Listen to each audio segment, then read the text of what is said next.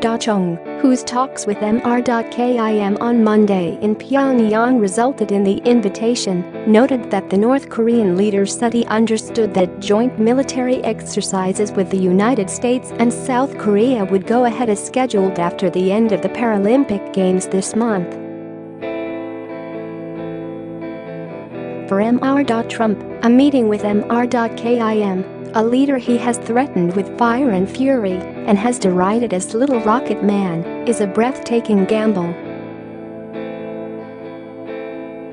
No sitting American president has ever met a North Korean leader, and Mr.Trump himself has repeatedly vowed that he would not commit the error of his predecessors by being drawn into a protracted negotiation in which North Korea extracted concessions from the United States but held on to key elements of its nuclear program.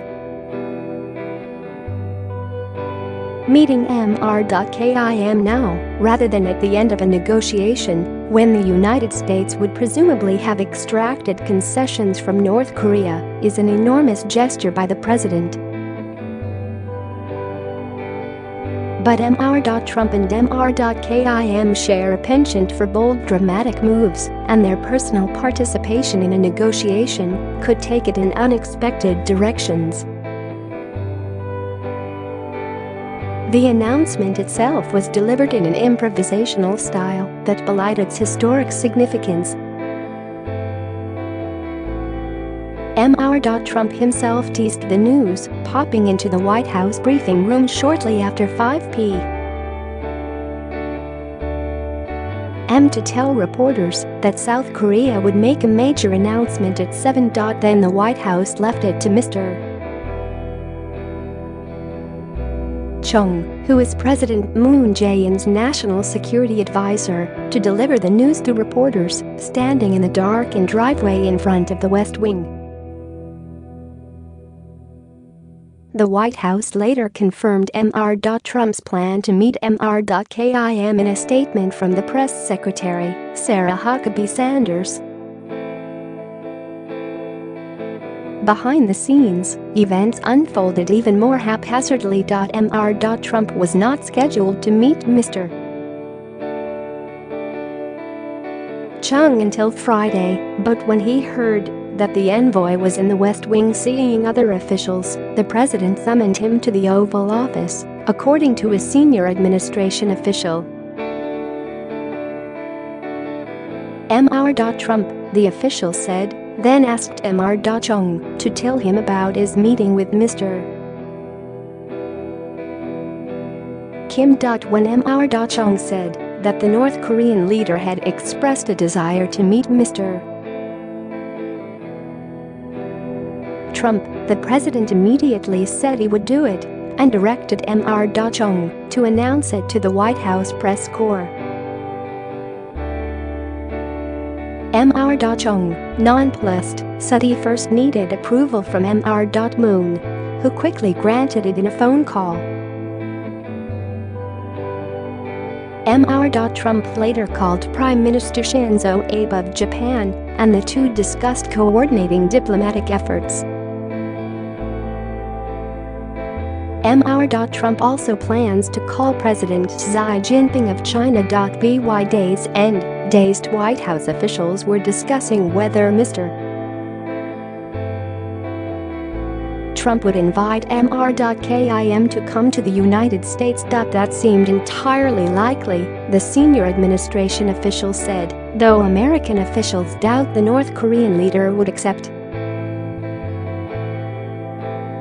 The announcement capped another day of swirling drama at the White House, in which the president defied his own party by announcing sweeping tariffs on steel and aluminum imports and sought to ignore a mushrooming scandal over a pornographic film actress who claims to have had an affair with him.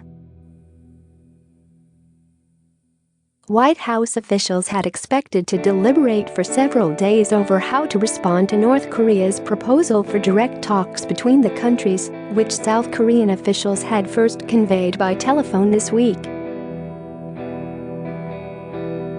But Mr.Kim's offer of a leader-to-leader meeting accelerated, if not upended, the administration's plans. embarking on a high-level negotiation will pose a stiff challenge to the administration, which has built its North Korea policy around imposing crippling sanctions, backed by the threat of military action. People briefed by the administration said it had done little planning for how a negotiation with the North would unfold. The State Department's chief North Korea negotiator, Joseph Yoon, recently announced his departure from the Foreign Service. The White House also scotched a plan to nominate another experienced negotiator, Victor Cha, as ambassador to Seoul. North Korea, by contrast, appears to have planned its diplomatic overture methodically, starting with Mr. Kim's conciliatory message toward the South in his New Year's Day address, and continuing through the North's charm offensive during the Winter Olympic Games in Pyongyang, South Korea. The South Korean envoys visited the White House on Thursday to brief Mr.Trump and his staff on their meeting with Mr. Kim, which was the first between South Korean officials and Mr.Kim. While they said they were carrying additional messages from North Korea, an American official said that the envoys did not deliver a letter from Mr. Kim. In South Korea, people greeted the news of a meeting between Mr.Kim and Mr.Trump with relief. South Koreans had nervously watched the Korean peninsula edge toward the brink of a possible military conflict last year. We hope that these developments will become an important turning point for realizing the denuclearization of the Korean peninsula and firmly establishing peace there, Lee Yoo-jin, a government spokeswoman, said Friday. Since taking power last May, Mr.Moon has repeatedly called for a dialogue with North Korea, even as Mr. Trump has escalated pressure on the North with increasingly harsh sanctions, more vigorous military maneuvers and a string of hostile tweets. Mr.Kim rattled the region last year with a series of nuclear and long-range missile tests.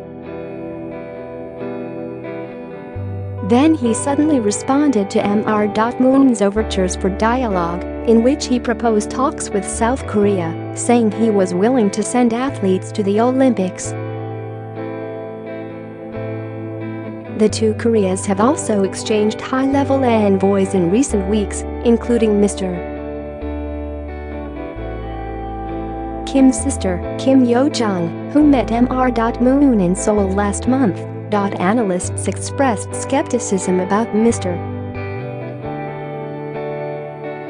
Trump's decision to meet Mr.Kim, saying there was no indication that North Korea had given up its determination to be a nuclear weapons state.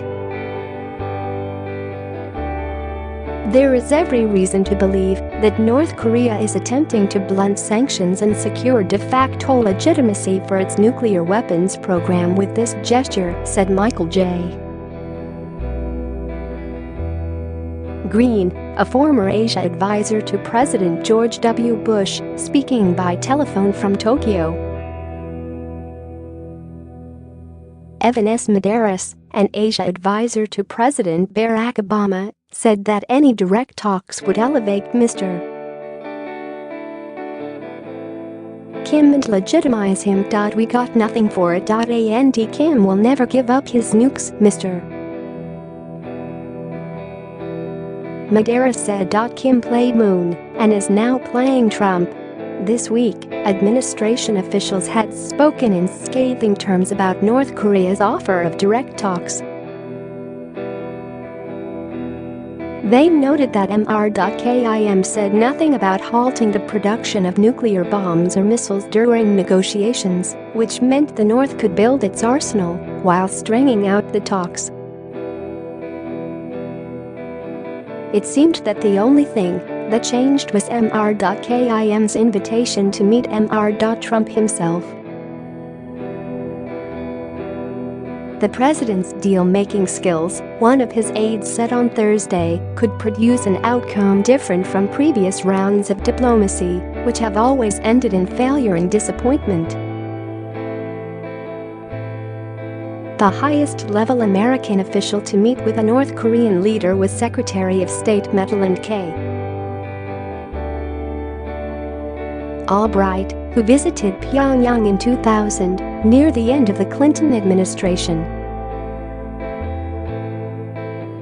Dr. Albright had planned to arrange a visit by President Bill Clinton. But it fell apart when Kim Jong-il, the father of the current leader, would not agree to a missile deal in advance. He wanted to negotiate it face-to-face with the president. Mr. Clinton decided not to take the risk, skipped the trip, and used his last weeks in office to make a race for Middle East peace instead.